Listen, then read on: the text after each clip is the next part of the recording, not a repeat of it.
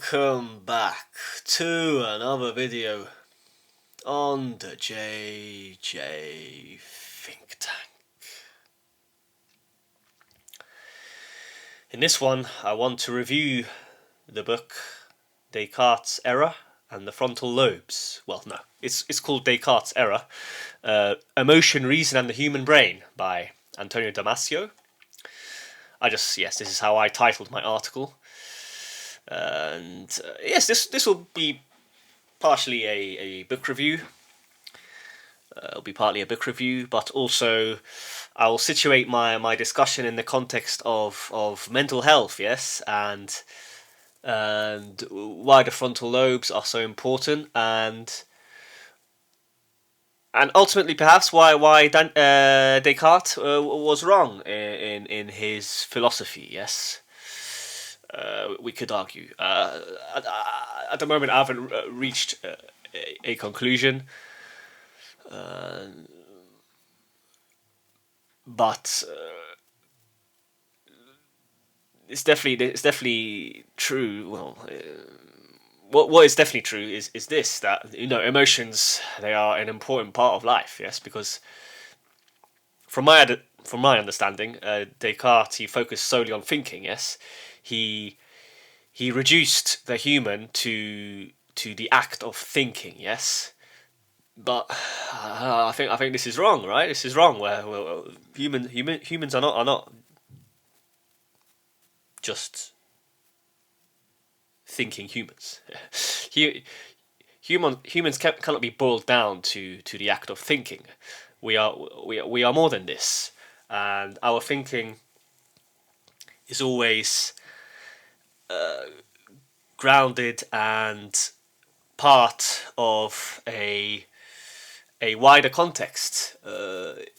Thinking is contextualized, we could say. Thinking is linked also to emotion, to the body, to the wider society, etc. So these are just my cursory thoughts at the moment. I read this book, yes, over 2 years ago, so obviously I don't remember it fully. But thankfully, I wrote this article, and so I'll be able to cover some of the information that I found within the book that was relevant to me, that was important at the time, and perhaps now I'll be able to expand a bit more on what I wrote and uncover some more layers of meaning, perhaps. So yes, Descartes is known for his famous dictum, yes, I think, therefore I am. And ever since Descartes uttered this famous sentence, it has sparked a considerable debate on the nature of the mind and, by extension, consciousness. In this book, Antonio Damasio, he argues that rational human behavior is not a free-floating faculty, as supposed by Descartes and his dualism.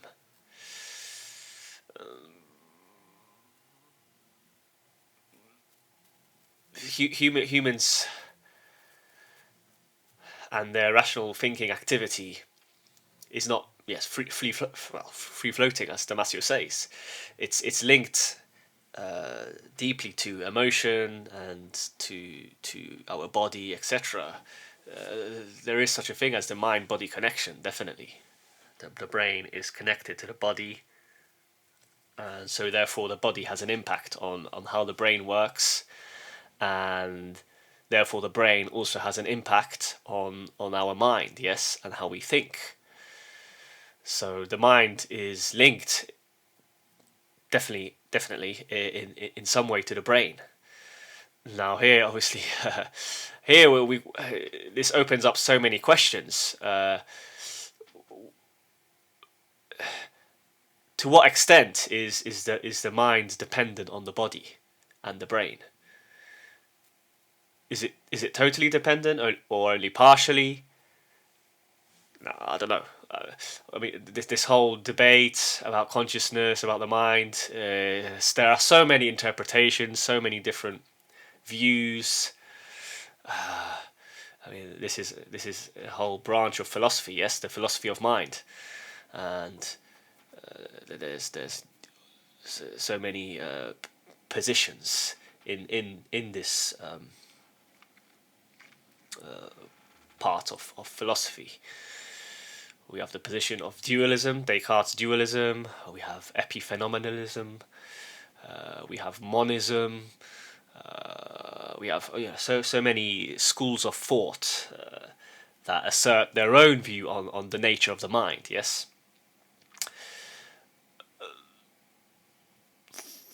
For this video, for the purposes of this video, I will argue that definitely the mind, to some degree, is influenced by the brain. I've experienced this in my life.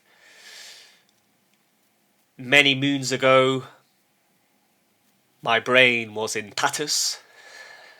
My brain was definitely messed up, and it affected my thinking. It affected the way I reasoned. It affected my behavior. I wasn't rational because my brain was messed up. And by this, I mean my brain was messed up in a physiological sense, definitely. Something was wrong there.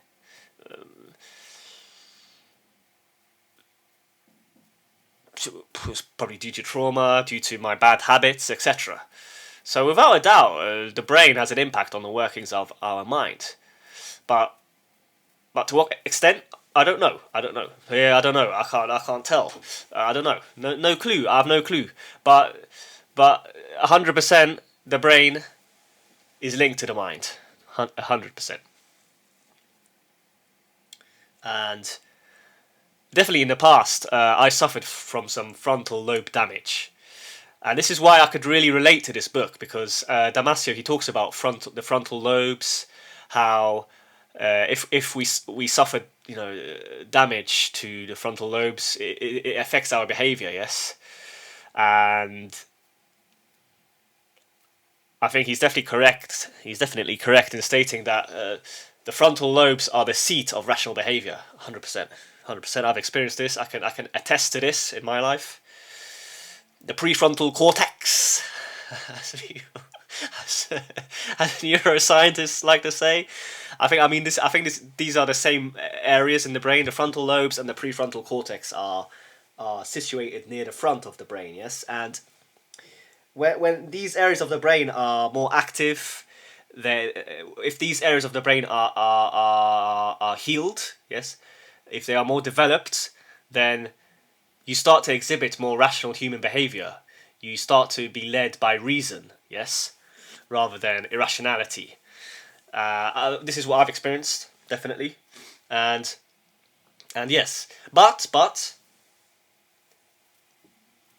the development of the prefrontal cortex, the development of the frontal lobes, is dependent on our body. When you have a healthy body, you start to have a healthier prefrontal cortex. And when you have a healthier prefrontal cortex, or when your frontal lobes are more active, they're working properly in the physiological sense, then you can reason more efficiently. You become more rational, and you have an impact on the workings of your mind. So I definitely agree here with Damasio. I mean, 100%, 100% agree here that to some extent the body and the brain have an impact on the workings of the mind. So yes, Damasio argues that this rational human behavior is not a free-floating faculty as supposed by Descartes and his dualism. And he uses the case studies of various individuals who suffered frontal lobe damage to back up this claim. So Damasio, he argues that rational behavior is dependent on the brain, as I just said, and brain areas responsible for emotion and feeling. And these brain areas, by extension, are linked to the body, because it's all interconnected, right? The brain, the body, it's all interconnected, really. And the body is connected to the brain, as I understand it, through these low-level areas such as the thalamus and the brainstem and the amygdala. So yeah, there's a lot of talk about the amygdala. A lot of thinkers are talking about the amygdala. So I've come across the amygdala in so many books. So Damasio talks about the amygdala, and Peterson, JBP talks about the amygdala. The Idiot Brain, that another book that I reviewed, talks about the amygdala. So this book here, The Idiot Brain, great book. Talks about the amygdala. Justina Rzema, her book. This is a book in Polish, but we can translate it into English as Peaceful Mind. Yes, and she talks about the amygdala. So we are able to have an impact on the workings of our amygdala. We can lower the activity of the amygdala. And this is important because when your amygdala works in the right way, you don't feel fear all the time. You don't feel this irrational sense of fear. Because when you are fearful all the time, you don't take action. But when you control this amygdala and you lower your feelings of fear, then you start to use other areas of your brain. And ultimately, we want to use the frontal lobes as much as possible. We want to use the prefrontal cortex, because this is what makes us human, I think. And many thinkers argue this, that these are the areas of humanity, yes, of our humanness. So yes, moving on, I don't want to talk too long. Damasio he includes a number of experiments that show the difference in how individuals with frontal lobe damage operate. So one gambling experiment deals with a set of cards where A and B include combinations that lead to greater monetary reward, whereas C and D do not. Patients with frontal lobe damage were unable to create unconscious heuristic cues, guided by somatic markers, as Damasio calls them, to guide their decisions, and so performed less effectively than normal patients. They were unable to produce any anticipatory responses in their brains that predicted for a negative future outcome. This is really interesting. I think this last sentence that I wrote here is the most important. They were unable to produce any anticipatory responses in their brains that predicted for negative future outcomes. For a negative future outcome, yes. So when you suffer frontal lobe damage, then you can't predict for negative events in the future, and therefore you make mistakes. Yes, you keep making mistakes. You keep sabotaging yourself. That's a good phrase. Yes, you keep sabotaging yourself and your future. So, and I definitely experienced this. My frontal lobes were damaged due to a variety of reasons. I think trauma, partially, alcohol. I think alcohol damages your frontal lobes. And I mean, I had this traumatic bike accident when I was a small kid. I think this affected me subconsciously, maybe somehow. I think. What else happened? I'm not making a victim out of myself. I'm just explaining why I believe I had this frontal lobe damage. Some fights that I had, some drunken street fights. A drug that I took for my skin. Called Roaccutane. I think this damaged my frontal lobes. So a lot of factors, yes, came into play, yes, and I think all of these factors, they coalesced into damaging my frontal lobes. And I remember, yes, many years ago, I was definitely lost because of this. I wasn't performing effectively. I wasn't fulfilling my potential. So, I mean, I can't disagree with Damasio. I think he's right. I've experienced this in my life. As you improve the workings of your frontal lobes and your prefrontal cortex, you are able to plan effectively, to make the right decisions all the time. Yes, so this is definitely true. So apart from the experiments, Damasio presents a number of patients and case studies of people who suffered frontal lobe damage. So a common trend is that they are still able to use language, and their movements and sensations are still intact. But the problem is that they have impaired feelings and reasonings. So yes, they don't have access to feelings. This is, I think, key. Yes, feelings and therefore reason. Because reason and feeling, I think, feeling and reasoning are linked. They're intertwined. It's not that reason is divorced from feelings, from emotions. No. Our rational faculty, our reasoning faculty is linked definitely to feelings, to our emotions. So yeah, I remember this case study that Damasio shared, and it concerns a jurist, William Orville Douglas, who after suffering a stroke was still able to use language effectively, but couldn't adhere to social conventions any longer with other justices and staff, and refused to acknowledge the new state he found himself in.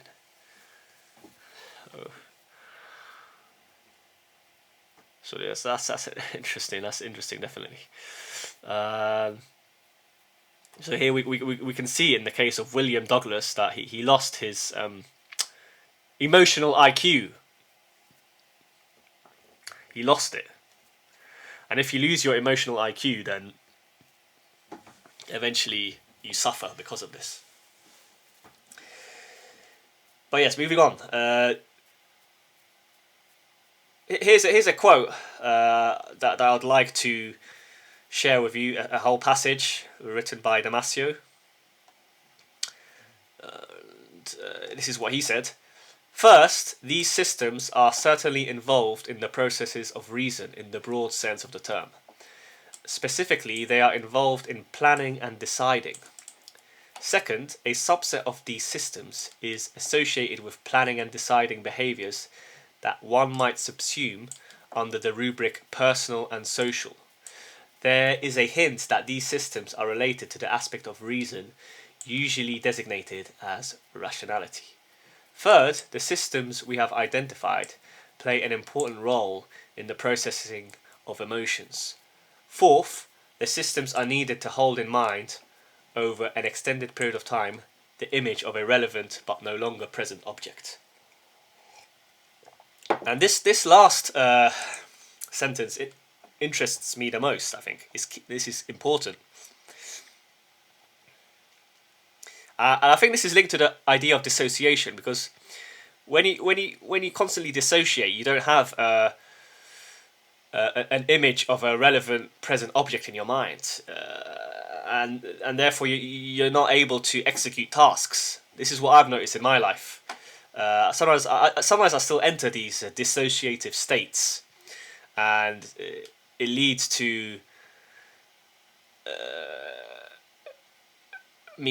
not taking action, or just kind of wasting time, if you know what I mean.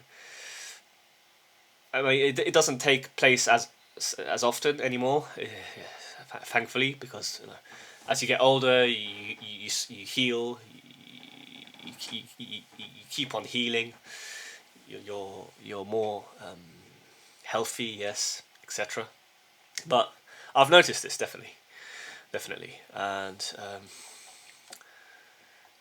yes. So now I'd like to share my own personal thoughts and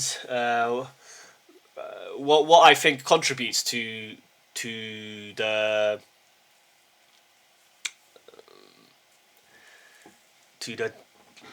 we could say the debilitating effects of the prefrontal lobes. Yes, the prefrontal cortex. What actions contribute to the destruction of our frontal lobes, and yeah. So I'd like to begin with this general statement that because our brain is biological and chemical in nature, what we consume, the foods that we consume, etc., in the long run, it has an effect on the physiology of our brain. So this is the first important point that I would mention. So this is why alcohol is not good for your prefrontal lobes. pursuing and eating a specific diet can help make your brain become more healthy in a physiological sense, definitely. Excessive screen time, I think, has a negative effect on your prefrontal lobes, your prefrontal cortex, your frontal lobes, definitely. I've noticed this. You spend too long in front of a screen, and this, yes, it doesn't have a good effect. Yeah, in general, not leading a healthy lifestyle, not exercising, etc. This isn't good for your frontal lobes. So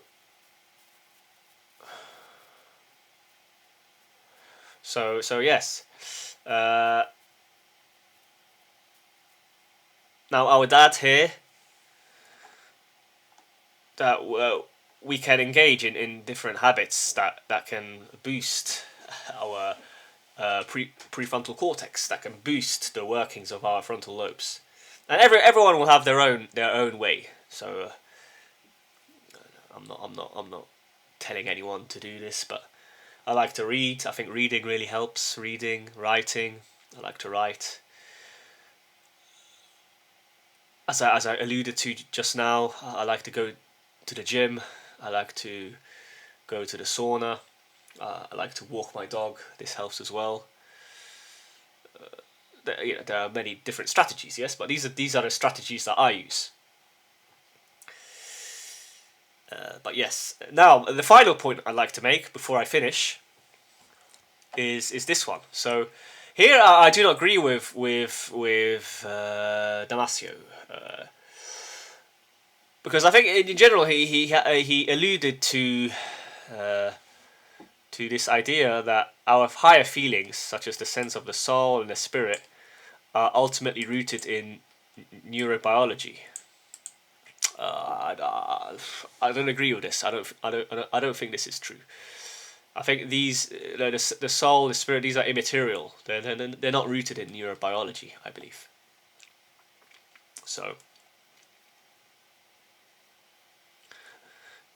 and this is why I agree. I mean, the Platonic view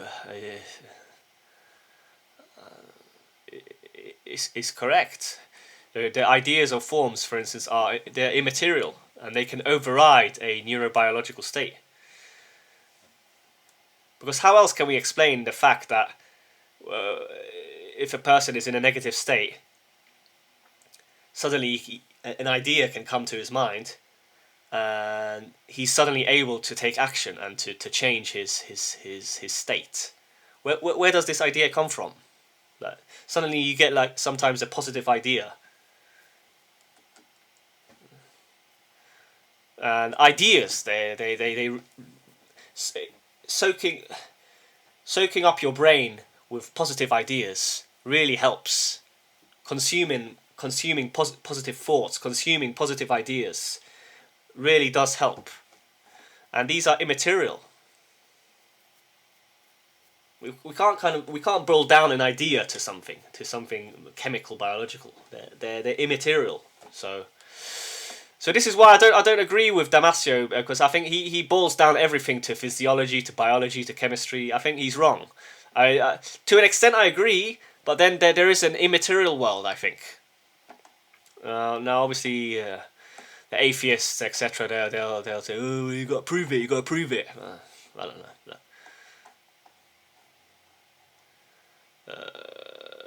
Look, ultimately we are able to communicate via language, via logic, etc. I mean, these things are immaterial in my opinion. Logic is immaterial. We can't boil it down to some chemical structure, to some biological structure. We can't boil down language to something material.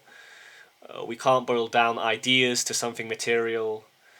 So, I mean, the onus is on the atheists. I mean, you have to now prove that logic, language, ideas can be boiled down to something material. We can make the same rebuttal. We can ask you to provide the evidence. So I mean this is